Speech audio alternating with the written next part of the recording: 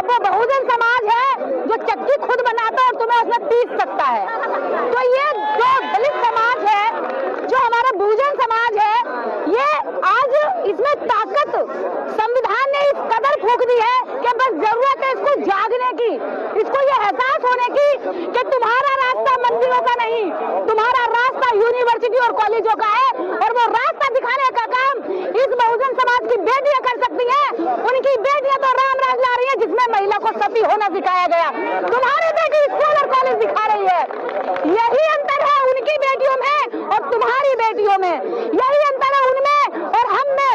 वो नारीवाद का आंदोलन चलाती है कि उन्हें सिगरेट पीनी है, उन्हें दारू नहीं मिलती पीने पुरुषों की तरह, लेकिन हमारी बेटियां आंदोलन चलाती हैं कि हमें पढ़ाई चाहिए, हमें कलम चाहिए, हमें स्याही चाहिए। वो इतिहास लिखती हैं।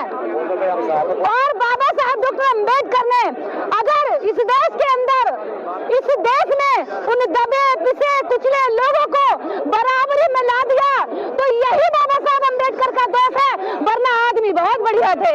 बस यही दोष है कि गरीबों को अमीर बनने का रास्ता दे दिए, वरना आदमी बहुत बढ़िया थे। बढ़िया डॉक्टर रीतू भी बहुत है, अच्छी बातें करती है, लेकिन अफसोस दुख इस बात का है कि दलित समाज में पैदा हो गई, इसलिए गाली खाएगी ही। तो छोटे हम नहीं, छोटे वो लोग हैं जिनके दिमाग में पोलियो से भी ज्यादा खतरनाक अपंगता करने वाली बीमारी जो जातिवाद की चलती है।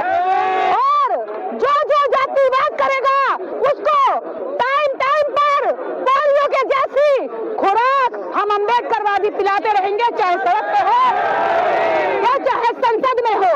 क्यों?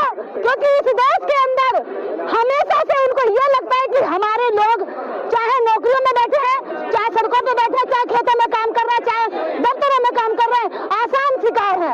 उनको जब मन चाहे तब अपमानित कर दो, कोई मौका नहीं छोड़ते। अगर आपसे गलती हुई तो कहेंगे कि आरक्षण से आया है, आपसे गलती हुई तो कहेंगे इसकी जाति ही ऐसी है कि हाँ गलती होती है। लेकिन अगर वो गलती करेंगे तो कहेंगे क्या हो गया, गलती हो गई, तो गलती तो हो ही जाती है। हमारा दोस्त सिर्फ इतना है कि इस सिस्टम के अंदर उन्होंने हमें नीचे कहा। आज जब बाबा साहब अम्बेडकर को संविधान लिखने का अवसर मिला तो उन्होंने उन लोगों को नीचे नहीं कहा, बराबर कहा। तो तुमसे ज्यादा बड़े और महान हम हैं जो हमारे बाप दादाओं को मौका मिला तो तुम्हारी महिलाओं को छोटा नहीं बताया, तुम्हारी महिलाओं को भी हमारी महिलाओं के बराबर अधिकार दिया। तो हम उस बाप की औलाद है जिसके बारे में बताते हम गर्व करते हैं, लेकिन वो उसकी औलाद है जिसके बारे में चुपके चुपके बताते हैं और चुपके चुपके जातिवाद करके फिर बाद में कहते हैं कह रहे भाई जातिवाद की वजह से पीढ़ियों तो क्यों शोर मचा रहा है, ये तो सदियों से चला आ रहा है, क्या हो गया। यही डर है उनको कि अब हम उनके आगे झुक के नहीं चलते, सीना तान के चलते हैं, तो ये उनको बर्दाश्त नहीं होता। अब उनके आगे से निकलते बढ़ते हम पाए लागू पंडित जी राम राम जी नहीं करते तो उनके पेट में मरड़ होती है। अरे भाई देखो तो सही, ये चूल्हे से मार कर इसका बाप तो झुकते झुकते गर्दन मुड़ गई। और ये जो हमारे सामने सतर चलता है, सतर चलेंगे क्योंकि बाबा साहब अम्बेडकर ने हमें सतर चलना सिखाया।